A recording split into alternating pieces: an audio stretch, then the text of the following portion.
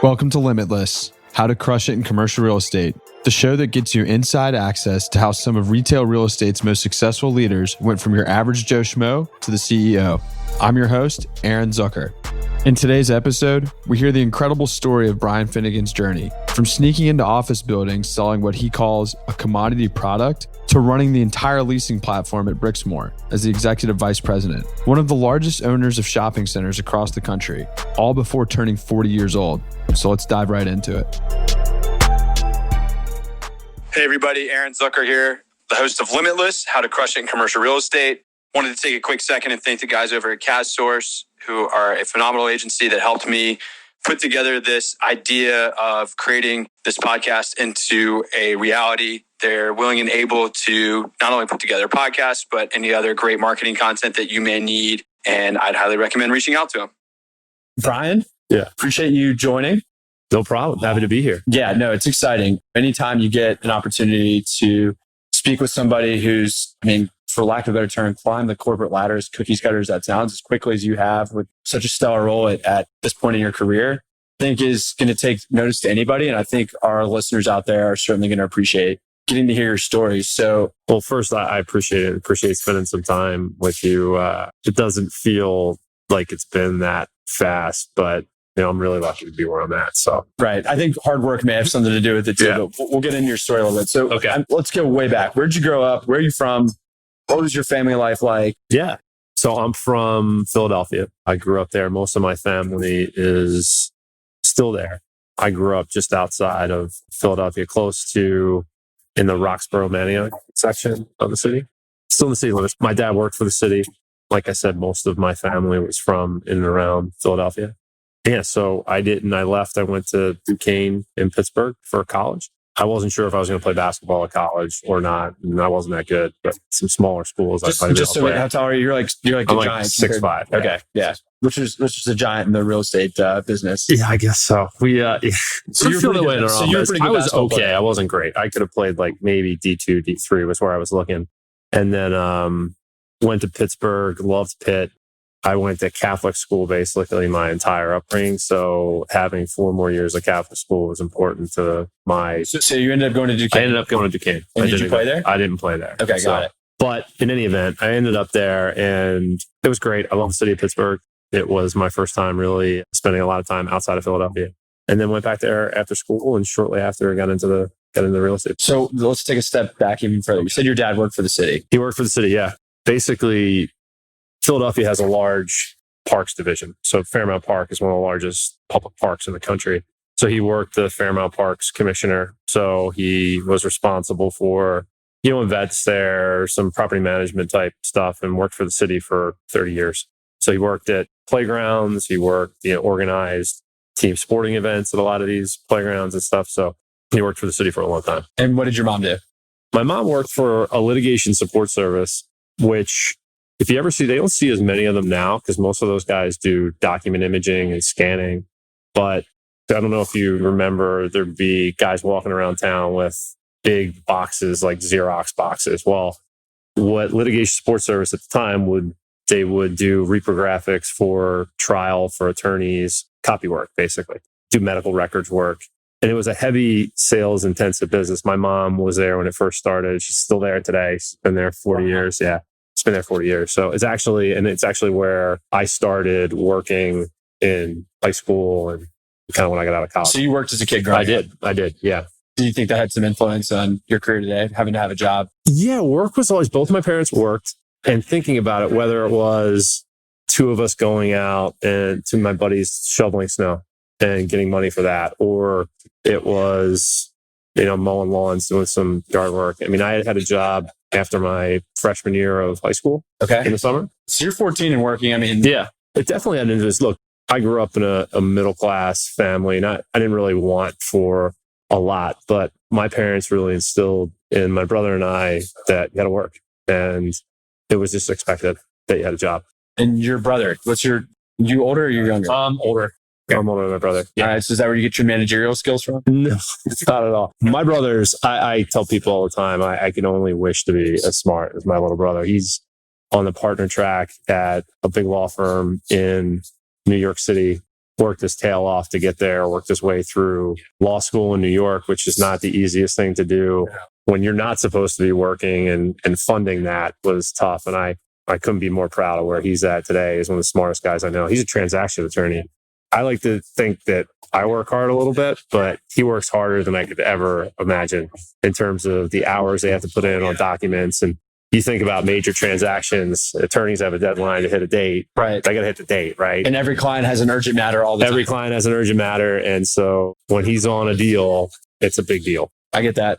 What's the age difference? So my brother turned 36 yesterday, and I'll be 40 in September. Okay, got it. Yeah. So you beat each other up a little bit. Yeah, a little bit. Yeah. That's healthy. That's yeah, all right. Yeah. Sorry, we're jumping around a little bit. But basically, so you go to Duquesne, finish up, then you move back to Philly. So my senior year was when September, my senior year was when September 11th happened. Oh, wow. And so the job market coming out of college in 2002 wasn't the best thing in the world. It was shit. It was shit. Yeah, it was really shit. Yeah, I was trying to be politically correct. No. We will have politically correct on this show. No, it's totally fine. I wasn't. No, yeah, we weren't sure what the rating is or who's listening. So, but yeah, it was tough. And so I had interned at the company I was talking about, my mom's company where she was, and they offered me a sales job. And so it was back in Philadelphia, but it was, you would go into law firms and pitch reprographic business. So it was like selling popsicle sticks, right? You go in and say, do you have any big cases coming up? And you know that the paralegals in the law firms are the ones that control the copy work, that control what gets done for trial, discovery. So the paralegal was really your customer. Yeah. So today this would never happen because you couldn't get into buildings.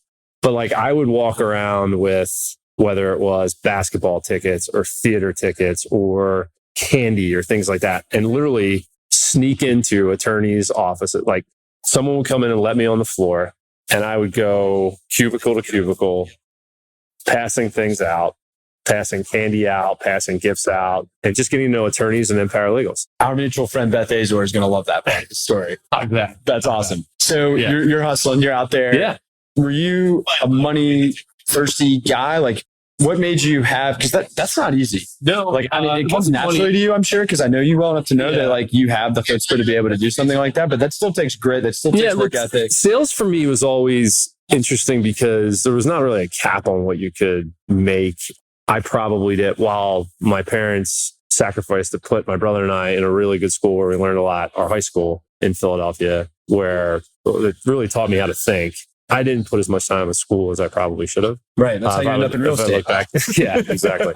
For what it's worth, I can relate to that. Yeah. But one thing I did, I always, I like dealing with people. I was never really hesitant about talking to people. I couldn't imagine a job where I wouldn't get to interact and spend time with people. Mm-hmm. So it was fine. And I had the best sales manager at the time who demanded literally to see my cold calls every day. He was a numbers guy. And one thing that I learned early was you don't have to be good if you just make the calls, right? Like if you make the calls just by a numbers game, you're going to get sales, right? And so I used to make a certain amount of calls every day, and he would demand it. He'd want to see them every day. And then if you learn the business and you're making the calls, you even have more of an opportunity to do more and make more. And so snowball effect. Yeah, the snowball effect. So I did that. It was fine, but I could tell right away it wasn't what I wanted to do, because it was selling a commodity. There was really not a lot of differentiation. It felt like checkers as opposed to chess. It was selling popsicle sticks, literally, because there was somebody. We could turn a job around faster. Maybe we could differentiate on the type of service we provided. But at the end of the day, when you're working for a client and you're billing a certain amount of hours, keeping expenses under control is important, right? So at the time, at least, it was a lot of, well, what's the best deal you can give me? It was very cost related. A lot of firms started using their own shops in-house. There were third-party management companies that would effectively come in and say, well, we're going to run your copy shop, right? So we're going to do all the work there and not send it out.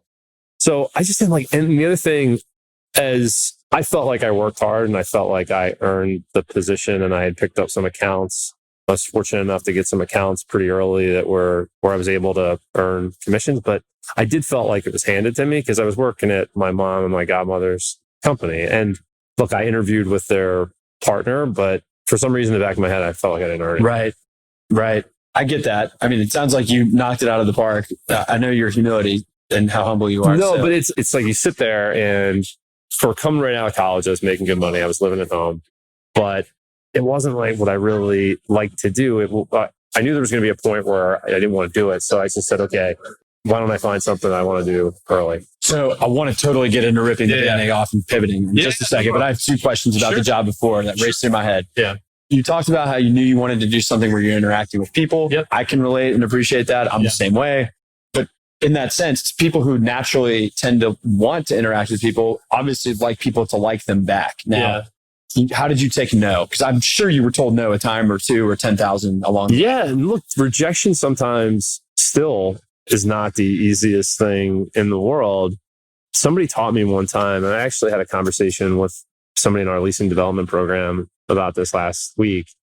If you change your mindset and expect a certain amount of rejection every day, it's like, I expect the sun to come up, or I expect dinner, or I expect different things. So if you go into it knowing that part of my job is people saying no, and it doesn't have to do with anything with me personally. Yes, they may not like me. They may be in a crappy mood. They may say no for a lot of different reasons, right? But it's part of any salesperson's job is rejection. So I used to try to say, I played a joke on myself. I'd say, all right, let me count the no's. I'm not getting off the phone till I get 25 no's today. It's a good way to do it. And so like I'd sit there and you just write the lines on calls. Yeah. Just here's how many no's. And if you sit there and you tell yourself and you hold up to the commitment that you're going to get 25 no's in a day, you're bound to get a maybe. You're bound to get a yes. And 25 no's a day is 125 no's a week. Is when you add up, it comes back to what I was talking about earlier with numbers. And the numbers game of if you just make the calls and you expect a certain amount of rejection, then the yeses are going to start happening. But back to your original question, it was more a mindset shift. And it was just an expectation of in the business, you're going to get part of it. You feel like your mom was helpful with that, setting the table on that on the front end? Like, hey, Brian, it's cool that you got this job, but like you need to understand no's associated with it? No, it wasn't as much that. It was, and look, I had plenty of yeses where eventually I'll be able to sell somebody out. There was like a thrill of a hunt type thing of getting the business and getting deals done that I still have today. So the no's associated with that paled in comparison to the gratification I'll get yes. Right. Got it. So you talked about your manager. Yeah. And you said that he held you to a standard of numbers, and it sounds like that really resonated with you. And it did. Yeah. Did you ever miss your numbers? Did he flip out? I mean, he would. Yeah. I remember one day we had a guys. I wish you could see Brian's face. So answer that question.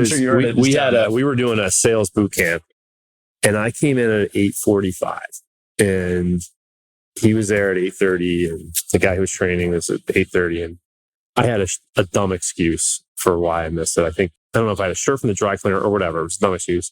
And I remember at the end of the day, he said, before we start, before we recap on the day, I want to know how two of you, it was me and the other guy in sales pursuit, have the balls to walk in here at 8:45 when we're having a effing sales boot camp. I started going through the excuses, and I finally just said, look, that's on me. It won't happen again. But he was tough, and he expected numbers, and the way he looked at things was if you weren't making the calls, you weren't doing your job. And the stuff that came in just off the phone, that was okay. That should be gravy on top of. Sort of like when you get a call in on the leasing side. I mean, I cut my teeth in leasing. It's a tough product, let's call it. Yeah. And if I ever got a deal done from a sign call, I almost felt bad. It was like I didn't eat enough shit there on this commission. And look, I think sometimes, we count deal count, and oftentimes aren't qualifying enough where it came from. We're looking at, a quantity of production, but it's certainly more gratifying when, and I'm sure you feel this too, when something that you've worked on for a long time, something you've been banging the door on for a long time, to get that one done is easier than somebody saying, hey, you might get paid the same amount, but from a personal gratification standpoint, the stuff they had to fight harder for is always going to be more gratifying. For sure. That totally resonates with me. All right. So you have come to the conclusion for whatever reason, it doesn't sound like you're passionate about it, that you want to pivot. Yeah. You want to do something else. Yeah. So what happens next? So it was really interesting. One of my best friends to this day is a partner at a real estate firm in Philadelphia. His name's Brian Finnegan. He works for Equity Retail Brokers. He got out of college the same time and wasn't sure what he wanted to do. Went to one of those financial advisor places where they're like, first day, like, okay, call your cousin, call your aunt, like that type of stuff. He's like, I don't want to do that. So he quit. And he was working out in a gym and he ran into a founder of the firm who was working in a retail real estate brokerage firm. And it was over the summer. He got into it. And I remember, a year in, he was going to this Vegas ICSC. He was working on deals with brands and companies that I knew. And I had no idea in college or growing up how shopping centers got built, how they were owned, how retailers pick sites. I had no clue. And so I just remember it being exciting. Like here, to your question earlier about what got stale, here I'm running around with copy work boxes and dragging these things around the city. And he's flying to meet PNC Bank in Pittsburgh, who's coming in. They're going to do X amount of bank branches. And it just seemed really exciting to me. It still is. And it still is. It still is. And I'll get to why. It's one of the reasons I love the business is because we get to interact with the brands and companies that people interact with every day. And there's not a ton of businesses that do that, right? I mean, I can go to a family party and my aunt will be talking about the new restaurant or the new grocery store or the new place they went in their business, right? And where they shop, and it's exciting stuff. And so I remember seeing that and I was like, this is pretty cool. How do I do it? So your buddy got hooked up. Yep. In the industry, and he's with a brokerage firm. He's with a brokerage firm, Equity Retail Brokers in Philadelphia. He's still there. Give him a shout out if he's on here. Yeah. And when I wanted to get into it, I met with him and his partner, again, who still owns the firm, is one of the partners of the firm. And I just asked him about the business and I started investigating it kind of for myself. What do you do from there? Yeah. So the next step I wouldn't advise everybody to do because I was really fortunate to have a mom who let me live in their basement and supported me a bit. So I quit. I just knew I didn't want to do it. And I wasn't going to work at a place. And how old are you at this time? I was 22. What year is this? So this is 2003. Okay. Market's good. Yeah. Market's getting a little better, but I wasn't going to look for a job when I was at my family's company and I didn't want to be there. So I quit. I asked my mom to help me out to get my real estate license. I did. And then I started interviewing at some firms. So I started interviewing at companies. There wasn't a spot at the firm Brian was at. And there was another brokerage company, Legend Properties, that took a shot. How many companies roughly did you talk to? I talked to the Flynn company and office brokerage. They were doing mostly office, which I found to be similar to the commodity sales that I was already doing. And I've used this term a couple times, but I come back to it. Like selling popsicle sticks is tough for me. I mean, people do it. People are great at it. In various different commodities. You want an element of art to be associated with. Yeah, I just wanted to look. It was a differentiator, like a product that you had to sell, but ultimately there was a differentiation. Sure. You're right. So I talked to them. Who else did I talk to? I talked to Equity. There were a couple of companies that I talked to at the time. So I went to what was a smaller firm that I really didn't know what I was getting into. And I was just kind of happy to do it. I got my license and I was kind of happy to do it. So, and then I went there. I worked under one of the family members at the company, and it was tough. I mean, I wasn't making a lot of money. I had no health insurance. Like, God forbid, I would have gotten in an accident or something was going on. And everybody who's in real estate is a safe driver too, right? Yeah, exactly. But it was a challenge. I remember some of my friends in that market were starting to do well. We're starting to make money, and it was tough. I mean, we've heard a bunch here today about how many people live paycheck to paycheck, but it was tough. But fortunately, I had my mom, my dad, who supported me enough to let me live in their basement still and get through it till I got to a certain spot. That's awesome. So you're doing retail brokerage. Yeah. How did it go? So it sounds like it started off a little slow, but yeah, it certainly did. So I was fortunate enough. I started working with Great Clips at the time, was a client of the company, and I was working on that account, working with franchisees. And searching for sites for them. I was getting a small piece of those commissions. And then there was another company. It was called Amazon Cafe. But they wish they would have trademarked that name.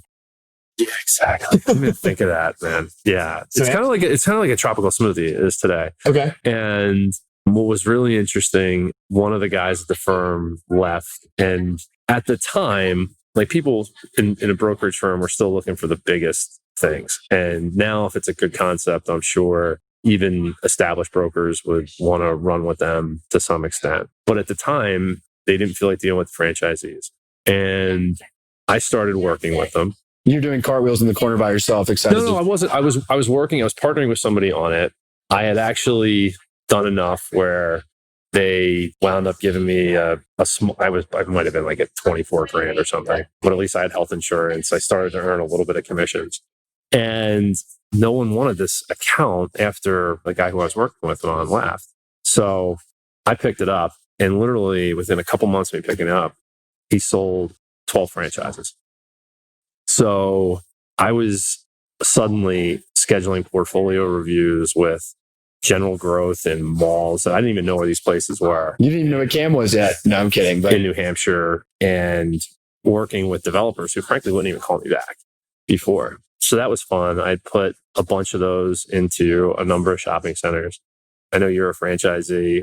It taught me a lot of the challenges of the franchise business for sure, particularly franchisees that aren't well supported who are, selling their life savings and coming into a new industry. Right. Taught me a lot about that. That was like your big break, it sounds like. Yeah, it certainly was. Well, it was one of them. It was one of my big breaks. And the other was, and I know we're at an ICSE event, but NextGen was just starting, ICSE NextGen. And really the program was just starting in 03, 04. And so I joined the NextGen program. And again, similar to what Amazon did in terms of getting me into the door with a lot of developers and such, it really opened doors for me and from a networking standpoint. So I had, I put a couple restaurants into what was at the time, Cremont Realty Trust. I put a couple of Amazons into their portfolio. So just for the context of the listeners who don't know Cremont. Today they're Brixmor. Important piece to the puzzle, maybe? Yeah, I was going to get to that,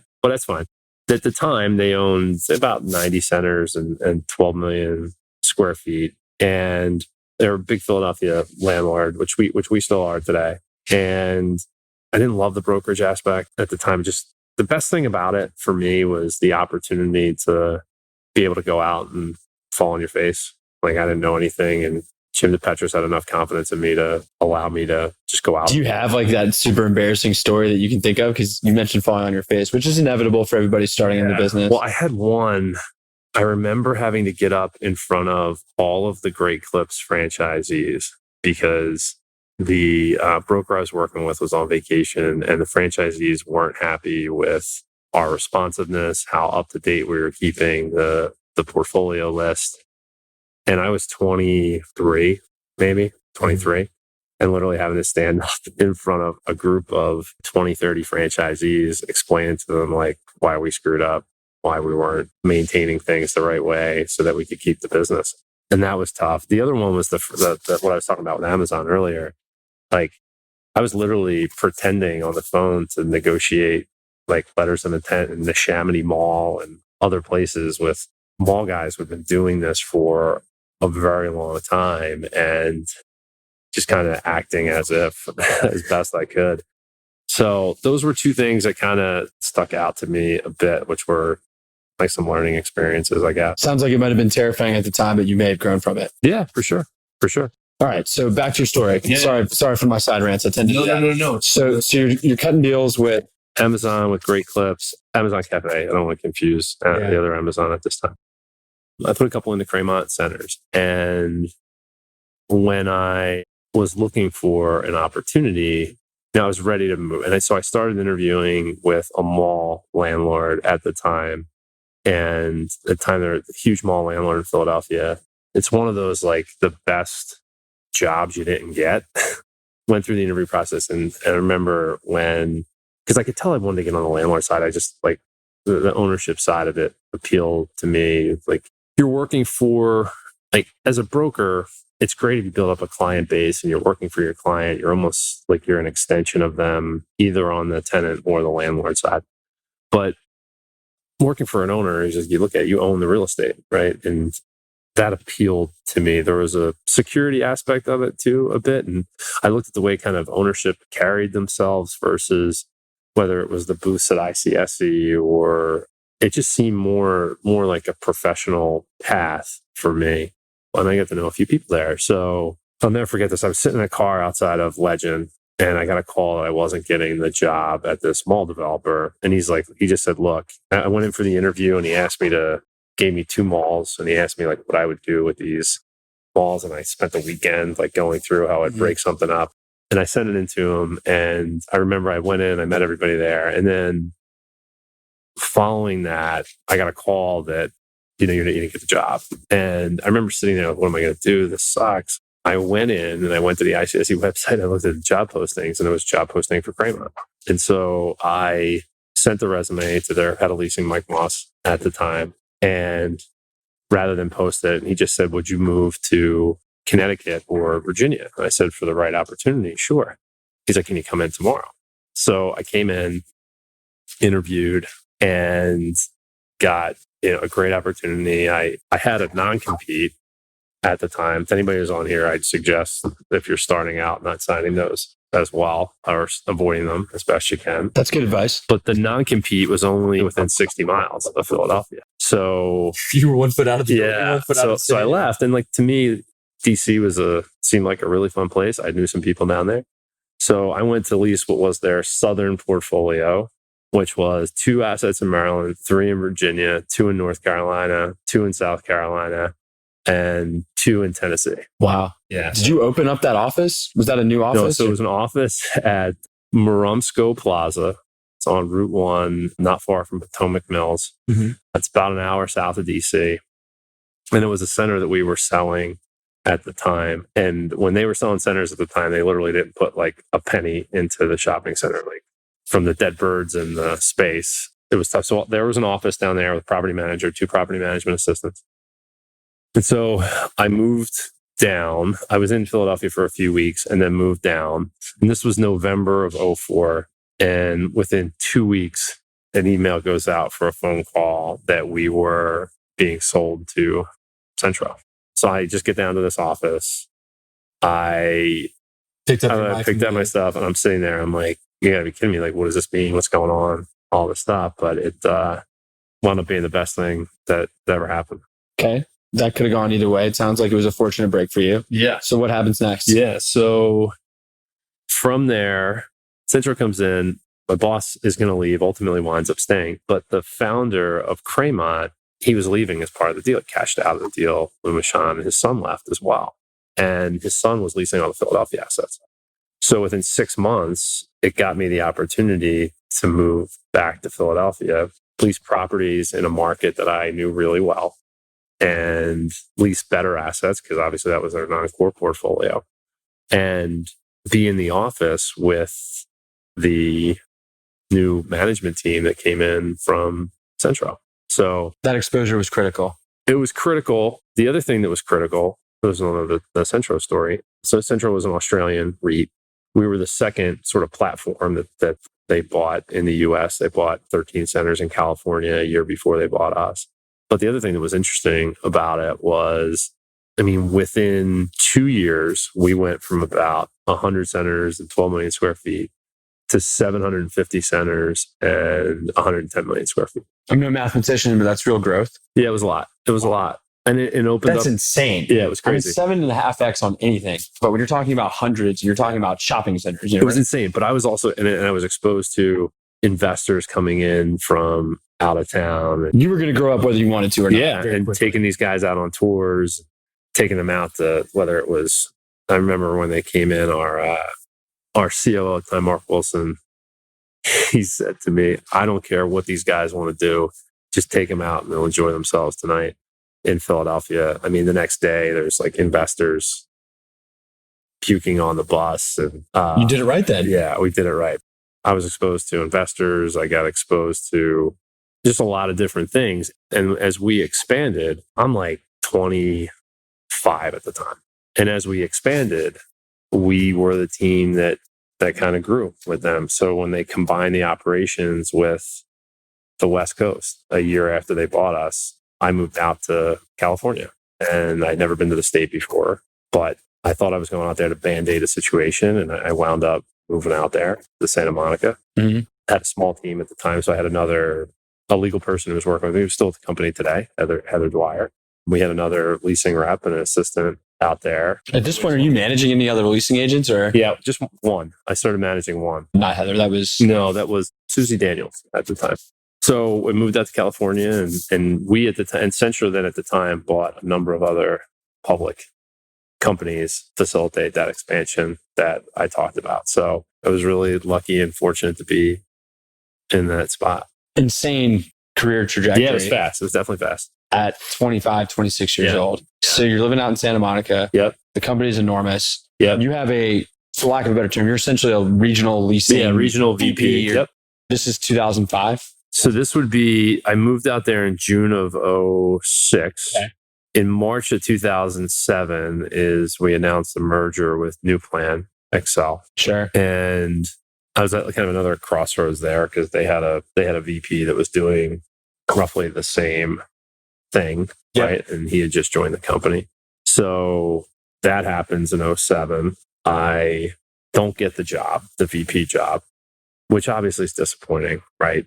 And I almost left. At that point, I'm out in California. I started interviewing with other people, and I was like, screw this. I'm not going to go back to doing what I was doing before. So thought it was the right move to start looking, see what else I could do. And then I'll never forget the COO at the time came out and spent time with me. And I'll never forget this because we saw Britney Spears at dinner. Remember when she shaved her head? Yeah. Like crazy Britney Spears. She was it was at Houston's in Santa Monica. Okay. And just spent some time, told me that there was going to be opportunities at the company. Britney Spears told you this? Britney Spears told me that, yeah. The CEO at the time did. Told me there was going to be opportunities. Asked me similar questions to what I ask young people today. Would you like to move? Where would you like to go to? Do you want to stay in California? Is that important? Is it important to get back to the East Coast? And so we talked. We had a great discussion. And like I said, look, I'll put my head down, go to work, and see if something pops up. So that led to me then moving to Atlanta in October of 2007. Yes, I moved to Atlanta. And at the time, New Plan had a redevelopment program. It was a lot of box leasing that they were doing, but mostly... That had been pretty exciting in 2006, 2007. It was great, but it was right at the end. So I moved there, and just at the end of 2007, Centro had a major liquidity issue. For those that know the history, I mean, basically, they were taking on a lot of short-term debt to make these acquisitions. And at the time, they just didn't have a chair when the music stopped. They weren't able to refinance the debt. And Centro basically was going under. We had no capital as a company. And I'm sitting there in the redevelopment role. And we don't have any money to spend on redevelopment. That's a tough spot to be in. Yeah. But I was in a good place. Atlanta was a good city. I felt like I was closer to home on the East Coast. And so I just started working on what I could, some of the existing projects. I started at the time, which I still spend a ton of time on today, which is use waivers and consents. I just tried to meet as many people as I could, get the consents for the team that we needed to get. And, kind of made the best of it at the time, but it was tough. I mean, you're a leasing person, in addition to some of the cuts that we had to make, the job cuts we had to make, just not having capital for deals. Like literally, if you came in, Aaron, you said, hey, I have this deal, makes sense, and we don't have the money for it. Like, how do you feel? You're telling grade A credit tenants that we can't do your deal because they need to work later. Or we got to put free rent into the deal because we can't afford it. Like we literally didn't have capital. I mean, the banks were controlling us at that time. So that was tough. And this is 2008. So now the financial crisis is... Well, at least you're playing on an even playing field. Yeah, the landlords. Yeah, the financial crisis is starting to kick in. Elections going on. Same kind of thing. I'm starting to look at other opportunities. One piece of advice back to that dinner that I got, which has stuck with me, is he said to me, when he looked out when he was younger, he saw a lot of people that were moving, that were jumping at the first opportunity. And look, selfishly, probably wanted to get me to stay. But what he said, look, I always noticed that people that had grown at a company, a lot of the leadership had been there for a while. It wasn't in our industry. It hadn't been new people coming in. This is at the time. And he said, look, whenever I wanted a new job, I just jumped to a different part of the country. And he told me, look, your value in a big firm is going to be how much of the real estate you touched, how many markets that you worked in. Even as I was looking at other opportunities, I still kind of just said, well, hey, what can I do here? Right? What can, even if we're in a tough spot. And I got a call at late 08 at dinner in New York. I literally thought I was getting fired because some of the other redevelopment guys were getting let go. And they asked me if I want to go back to California. How long were you in Atlanta? I was in Atlanta a year. So all these stops were like a year and a half. So Philly was a year and a half. Santa Monica was a year and a half. Atlanta was a year and a half. So it's interesting because it's not like you're jumping around companies, but you're jumping around all over the country, which is in its own way of value to, as you mentioned, to a big organization. The fact that you were willing to pick up and move and go anywhere, I think sounds like it played a huge role in your ability to kind of climb up and climb up quickly. Yeah, it was great. Look, it was great. If you have the opportunity to move, I look at this as the best deal I could have ever gotten, to go out and basically see the country on somebody else's dime. Some of the friends that I've met across the country, different parts of the country that I've gotten to experience, is another great part of the industry.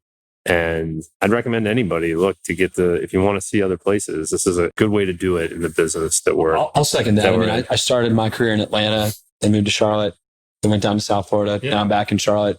I totally agree. Yeah. I think it gives you leverage to, first of all, how much value is it with all the relationships that you have all over the country, just in general, because you were there based on proximity alone? Yeah, it's value, but it's value from a company standpoint, but also personally. I've got to meet a lot of good people that have been really impactful. You got someone to go to dinner with every day you go. I try. So it's good. It was good. That's awesome. So you go back to California. Yeah. So at the time, we were about to get financing on a 2-year extension to effectively allow us to sell the company. This was in 2008. This is in December of 08. So the bank is doing this because they didn't have another choice. I mean, I think it's an important element. Yeah, the way Centro was structured, they had a lot of cross-collateralized CMBS debt on our property. So you couldn't, our COO at the time at Centro, going back, always said that we created a company that could never be bought. Well, we also created a company that could never just be sold off, because the way that how everything was cross-collateralized, they couldn't just sell off the trophy assets. So there was some structure that had to remain with the company. So that was another fortunate aspect of it. So at the time, we were getting a 2-year extension, and I asked, hey, do you want me to go back to California or Santa Monica? And Santa Monica, LA. So it was, I'm sorry, not California or LA. It's San Diego. Because at the time there was 2 offices. So he said, the offices in San Diego. I was like, San Diego, I'm 28 years old, single still. Yeah, sure, I'll go back. And twist your arm and talk you into it, right? Yeah. And then that job was basically running that office. And it was a much larger manager role than I ever had. So I had a team of 25. That's leasing agents, property managers. Construction. So you went from a deal junkie to a asset manager role. There were 8 of us across the country. So it's sort of like Kimco operates today, where you have or even Brixmor too. Well, it's similar how we operate today. We just had 8 instead of 4. Got it. At the time. So so I got to go out there. It was still, to this thing, the best experience from just a professional experience, to go out there to help build a team. I can see in your face. I can see in your face. It was fulfilling. It was great. And look, our San Diego team, many of them are still with us today that were there. And to see them grow and excel and do what they're doing is awesome. And it was great. And San Diego is as awesome as people think it is. For those of us that are listening or people that haven't been there, I would highly suggest to spend some time in that city. I'm going to head out there for the Western States ICS. Yeah, this year. It's great. And we are pumped it's moving back to San Diego. We'll see you out there then. Yeah, for sure. So it was great. And we did a lot of great things as a group. It was a very fun office to work in. We were some of the properties, we still own many of them today, but that I was working on when I was out in Santa Monica the first time, we're still there. And it was a lot of fun. How long did you have that role for? So we were there for 6 years. We made another change in the role, but I was still in California about 3 years in. And that was when Blackstone bought us in 2011. So we were able to work through the 2-year sale process. And that was phenomenal. I mean, they saved the company. Yeah. And as part of the restructuring of the group before we went public, we went from 8 to 3 regions. So then we were reporting up through the Chicago office. I didn't have direct responsibility anymore over the leasing. I had direct responsibility over the leasing and revenue team, but not construction, not property management. I was kind of the office head, if you will, with some. But still the West Coast. For the West, but instead of reporting up to the CEO, I was reporting up to a president in Chicago. So that was another little bit of an ego hit. But again, kind of like as I had looked at it before, it was you're going to create value here, or you're going to do it somewhere else. Somebody's going to recognize it. So there's something to be said for that. Yeah. And so we continued we had capital. We were gearing up to go public. We went public, which was awesome to be a part of, to see where the company was and like almost failing. And that example I gave you before of not having capital to, I'm seeing my guys like ring the bell on CNBC and seeing our flag on Wall Street. It was pretty cool. It was pretty cool to see where the company was, and we kind of celebrated in the office. It was a ton of fun. So was doing that, and that was towards the end of the time in San Diego, and I got this job offer to go back to New York. So in 2015, this is in 2014. So this is interesting. Within basically 4 weeks, I got married. I got a job offer to move back to the East Coast, and my wife was pregnant. So you talk about like just massive life changes. Happening at once was a lot. The trifecta. Yeah, for sure. You make it through that, you can make it through anything. So you moved back to New York, and at that point, it's called Brixmor. Yep. The company's Brixmor. Yep, company's Brixmor. And you are VP of leasing over the whole portfolio? Yeah, so I had the title that I have today, the EVP of leasing, and I was working with overseeing the entire portfolio. We had it structured a little bit different than we have today, but responsible for all of the deal approvals, all of the leasing stats for the leasing metrics. Brian's not going to tell us how big of a role that is, but let's put it in context. How many shopping centers does Brixmor own?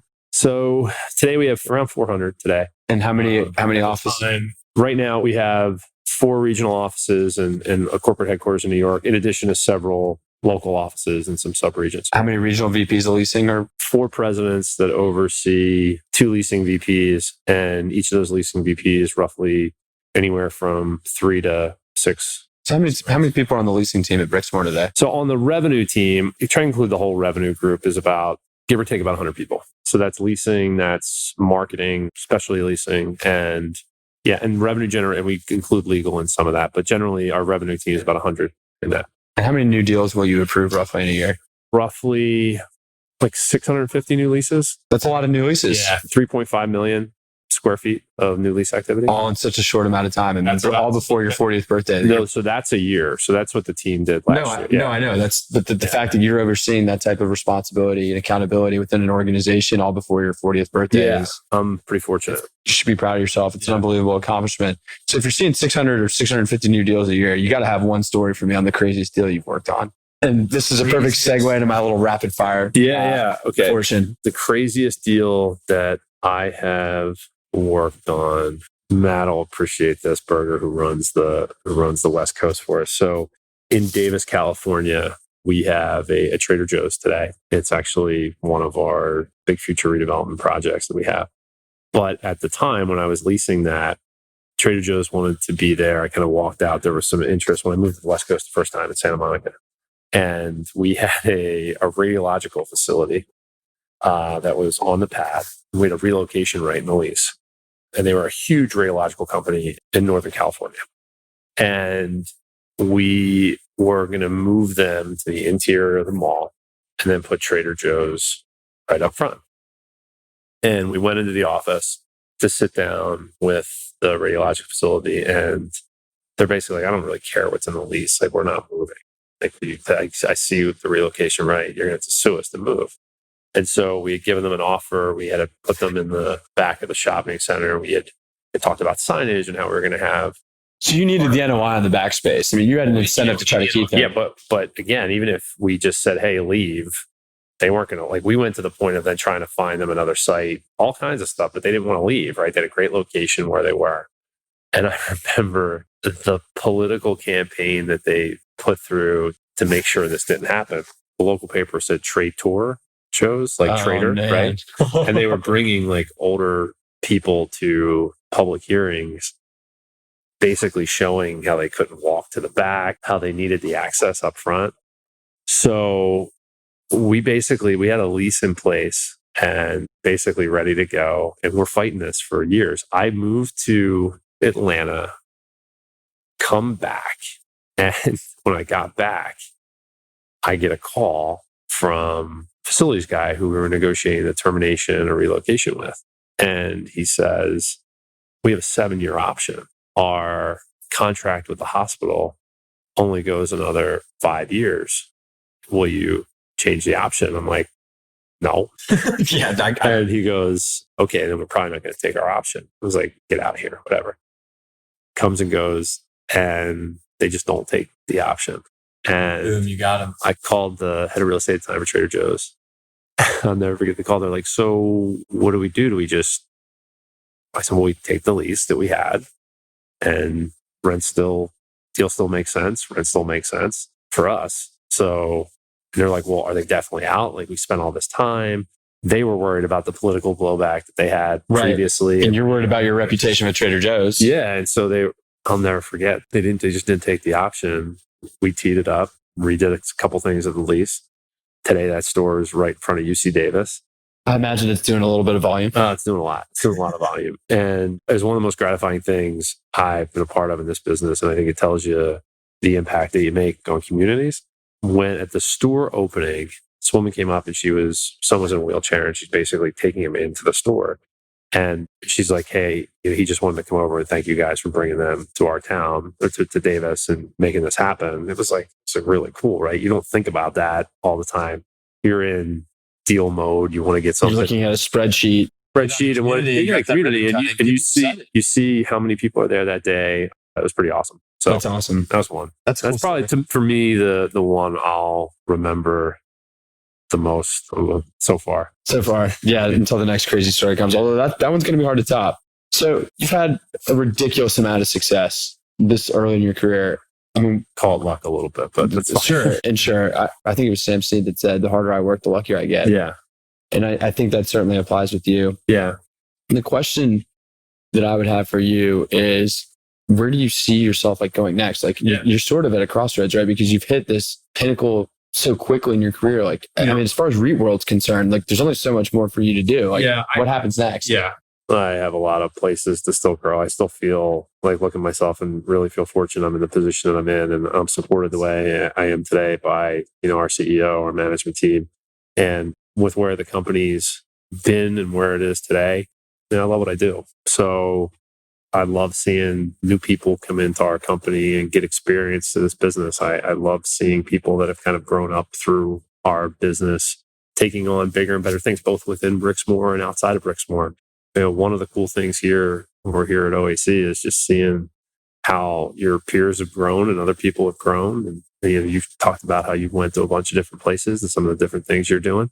So I love that. And to me, I don't find myself at a crossroads. I mean, we got a lot of work to do where we're at. I'm excited about it. And everything, what's good about our business is every day is different. You are not kidding about that. So I don't know. I still got a lot to do, and I love what I'm doing. So I don't feel like at this point I'm at a crossroads, really. That's awesome. So what advice do you have for somebody who's either looking to break into the business like you did, or somebody who's a couple years in that's kind of stuck between a rock and a hard place? They feel like they're in a lethargic, non-growth type role, and they want to navigate. They're ambitious. They want to work their way to the top in a similar manner that you have. Yeah. Well, first thing, the grass isn't always greener on the other side. You hear that, Brixmor leasing agents? Don't leave. Yeah. But just to our team, and I've seen it both internally, I've seen it at other places. Look, people today I think people always have, but if you look at young people a lot, they want to advance quickly. They want to see what's always next. But I heard a great JJ Redick. So speaking of being on a great podcast, JJ Redick's got an amazing. Other than this one, it sounds like this one, it's good. Maybe a second. Maybe check it out. But he did a good podcast with David Solomon and the CEO of Goldman Sachs, and he was talking about this very question just in terms of young people. And David Solomon said, "Well, I often ask young people when they say, 'What am I going to do next?' He's like, well, I ask them, okay, well, do you like your job? Yeah, I love my job. The work's exciting. I'm doing something new every day. Okay, do you like your boss? I love my boss. Couldn't be more supportive. do you like the work? Do you actually like the different aspects of what you're doing? The work is awesome. It's something new. And so if you sit there, it's like, that's amazing, right? Just take a step back. A lot of people don't have that. And so what I would say to people is look at the positive aspects of where you are. Look at the growth opportunities within yourself. Like, what are you getting the most out of what you do, right? Are you doing everything in your job to help your boss hit their goals, to hit your goals, to hit the company hit their goals? Before you just say, hey, what am I going to do next? Or why is it benefit me? Because look, people see that, they value hard work, they see people that are going the extra mile. And to your point earlier, cream rises to the top. And you see that initiative, particularly we're talking about a business like ours where, look, with the headlines of retail apocalypse and store closings, getting people to come into our industry and all the great things that you know about it, all the great things that I know about it, can be challenging. And if somebody comes in and recognizes all the aspects of the fun things that we're talking about related to deals, they can be really valuable to somebody very, very quickly. So my advice to young people is when you get an opportunity, make sure you take every advantage of that and look at the positive aspects before it's just, what am I going to do next? Because in doing that, you will create value for yourself where you're at. And then if they don't notice it where you're at, somebody else is going to. The other thing this is an ICSE plug or another networking plug, is to make sure you're out there talking with your peers in your business. You'll find out what opportunities are out there. You'll learn something that maybe they're doing differently that you can apply to your job. I learn something new every day.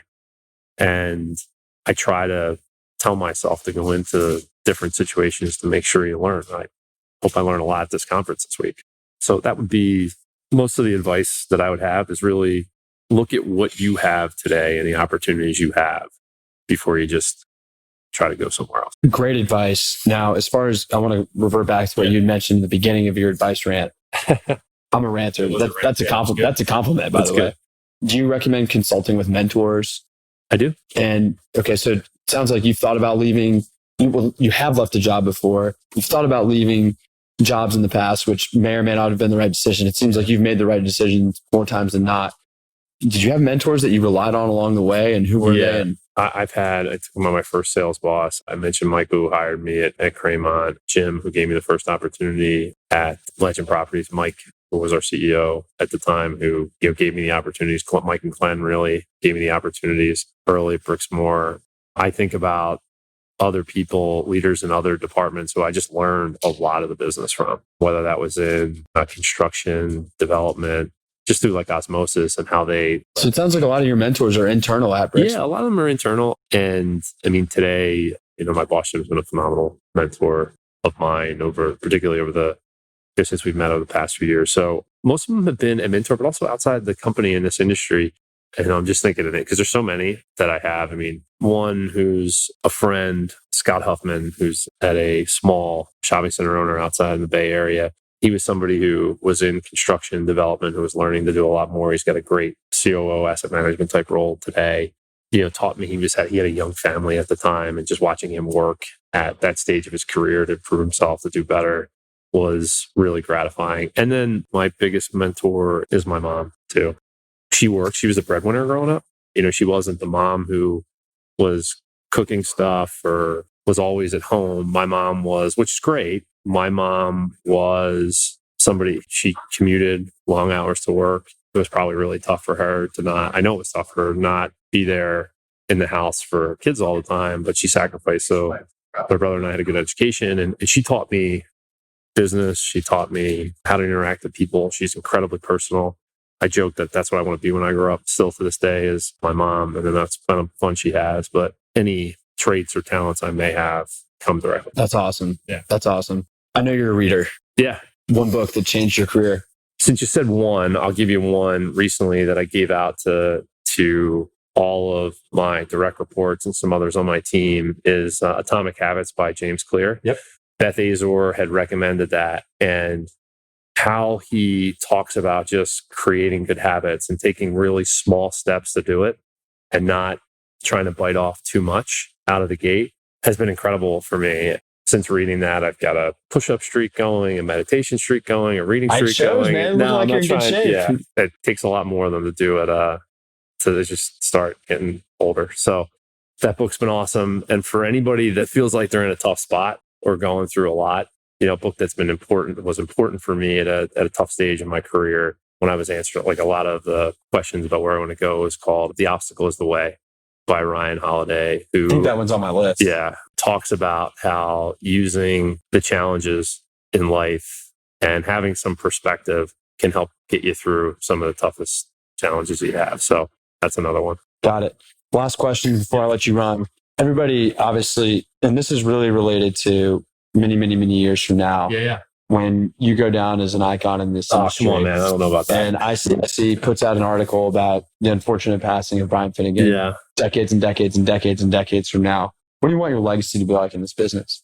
I would like nothing more than to see people on our team be the leaders in this industry, because that's extremely gratifying to me. So if we looked out a couple decades from now and there's people on our leasing teams that are running companies, that are running leasing teams that I've been fortunate enough to interact with and spend some time with, and they have helped, that would be awesome. And that's about as gratifying of a potential legacy as you can get.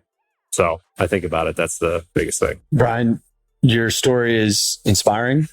It's a rare combination when you find somebody who's sub 40 to be in a position that you're in, A, and B, to have the amount of humility that you have along the way, I think is an important message to convey to the listeners, because you don't have to be an egotistical jackass to pounding your chest to get to the top. You've done it in the right way. I've never heard anybody speak one bad thing about you.